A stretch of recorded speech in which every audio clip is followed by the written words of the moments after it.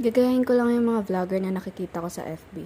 So ayun na nga, kakagising ko lang nito tapos sinara ko na yung bintana ng kwarto nila mama kasi dito ako natulog kagabi. Maaliwalas pa yung panahon kaya sinisipag ako maglinis. Pero syempre, lilinisin ko muna yung pinaghigaan ko kasi hindi ako marumi. Joke lang. Sobrang dumi ng kwarto, kala mo talaga walang nakatira. Pero ayan, nalinis ko rin naman agad-agad. Nung tapos ko nang linisin yung pinaghigaan ko, lumabas na ako para gumawa ng almusal. Kaso paglabas ko, ito yung bumungad sa akin. Napakadumi. Maglilinis na dapat ako nito, kaso tinawag ako ni mama para bumaba. Pinag-urong niya muna ako bago ako mag-almusal.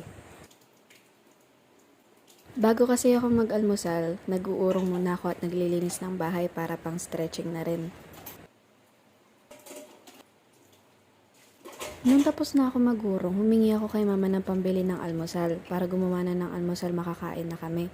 Pero ang mahal pala ng cocoa powder. Bale naka 100 plus na rin ako almusal pa lang. Kasi bumili pa ako ng itlog tsaka asukal. Hindi ko na nga na video yung paggawa ko nito. Hindi talaga ako sumasakses sa paggawa ng cake, lagi na lang dumidikit sa ilalim. Nilagyan ko na ng mantika, yan na.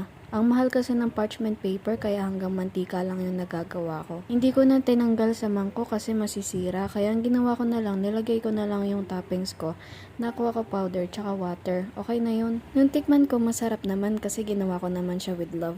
Uy, with love. Sabi ni mama, mas masarap pa daw akong gumawa ng cake kaysa sa red ribbon. Nung mga tanghalian nga, kumain na ako ng pansit na niluto ni Tito. Tapos nagbitak na ako ng yelo, tas nilagyan ko siya ng lemon. Nung mga oras na to, papasok na si mama sa trabaho, pero sumama lang ako para ibili ng gatas yung kapatid kong maliit, tsaka bumili na rin ng oatmeal. Nung mga oras na to, ang laki ng kulimlim, nag-aalala si mama kung paano ko uuwi. Sabi ko, may dala naman akong payong, kaya ayos lang ako. Dumaan nga pala kami dito sa may tindahan ng footlong para bumili ng gulaman na 20 pesos para ilagay dun sa tumbler ni mama.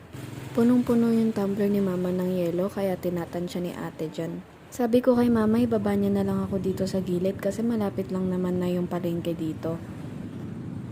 Kami na mama yung umbrella. Sige ma, ingat ka. Apa.